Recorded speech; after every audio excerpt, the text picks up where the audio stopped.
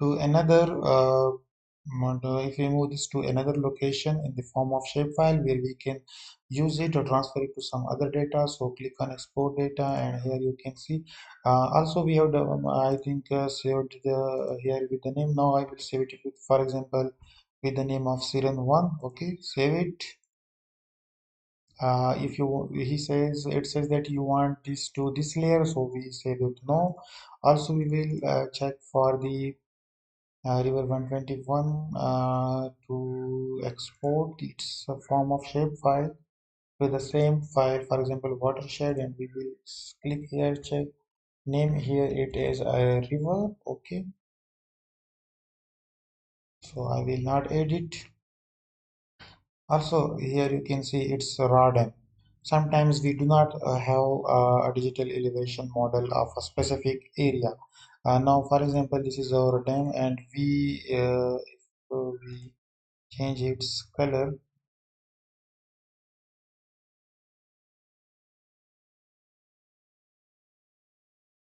Okay, any other one, this one. Okay, for example, this is our watershed, and this is the its digital elevation model. Now from your digital elevation model you can say that in your basin or you in your catchment the minimum or the lowest point is lowest elevation is 448, while the highest elevation is 4668. Okay,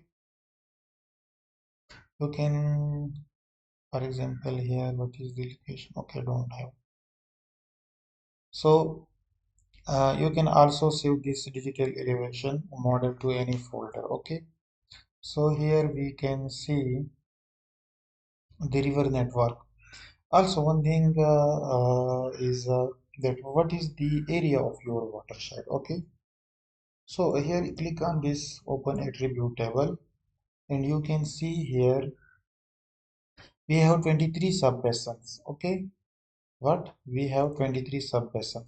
For example, this is 1 2 3 4 5 6 7 8 9 10, and up to 23 we have 23 sub basins. For example, I click on this sub basin, so click on here open attribute table, and it will show that it is sub basin number 2, and its area is about 44 square kilometer. Okay, okay, something, but you know it is in meters. We will also calculate its length. Okay, so we have also now for example we do its merge basin. Okay, okay, only needs only two basins to be merged, adjacent basins, remember, which have common network of rivers. Okay, now these two, it merged. Now we will have these two, for example, basin merge. Yes, now we will have these two basin merge. Yes, then we will have a single basin. Okay, I'm going to create a single basin because sometimes we do not need to have the whole sub basins. Okay, for hydrological study you must have all the sub basins, but if you are putting this just knowing it's just plain now. Okay,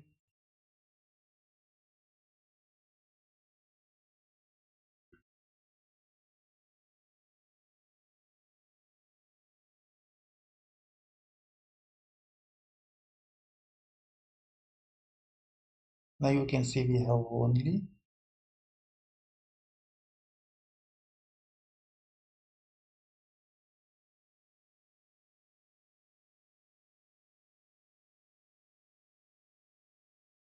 Okay, we have here a small watershed.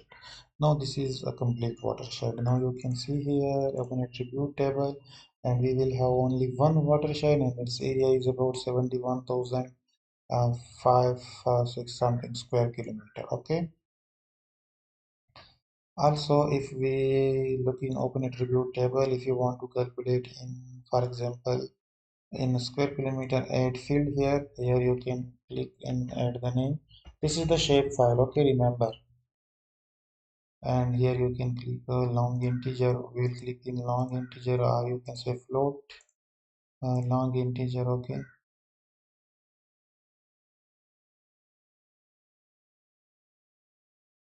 Here an area is field is calculate. Okay, now you can click on calculate geometry.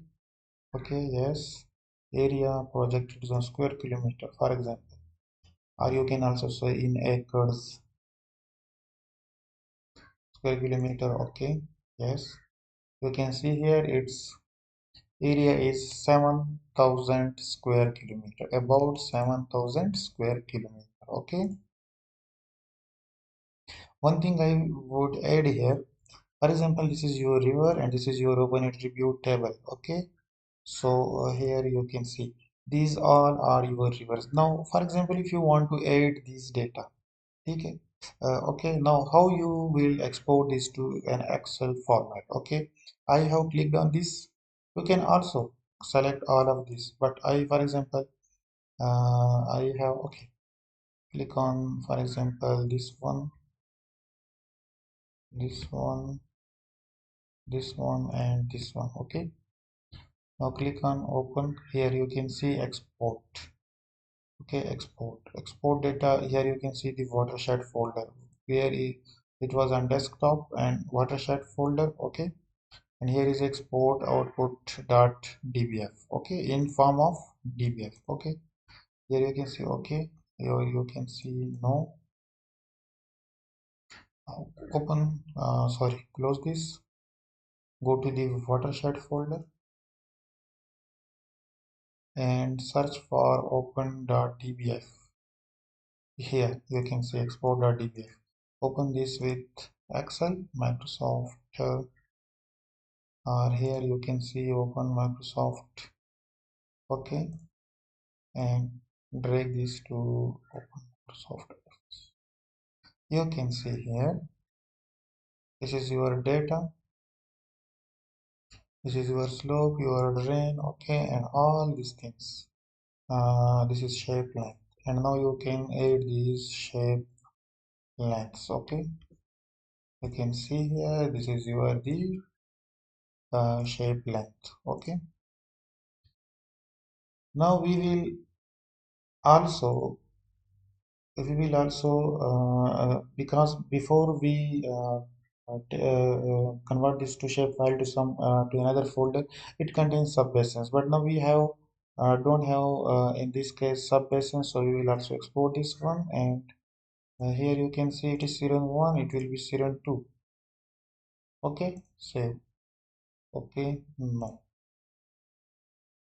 Okay, you got it. You also got it that its area, how to calculate its area. Okay, open attribute table. Here you can add a field, and here you can say this calculated in the form of square kilometer. Why square kilometer? We added this, and here its units is in square meter. Okay, for example, I will save this project, and remember this is its digital elevation model. Before this, we have here you can see main view dam. This is our main view dam. Okay, and now this is the dam. This is for our specific area. Okay, and you can work out with this. Okay, so we have done with the delineation. We have done with its physical properties, that you can calculate the length of each river. Okay, the area of the subbasin. Okay, the slope of the river, the profile of the river. You can convert this to some shape file, and you can paste in your folders. Okay, now this was a demonstration study. These were two subjects. Now I will save it, and for example, I will then close this. Okay, process. Now I will again open the ArcGIS to show you that where I have saved these shape files.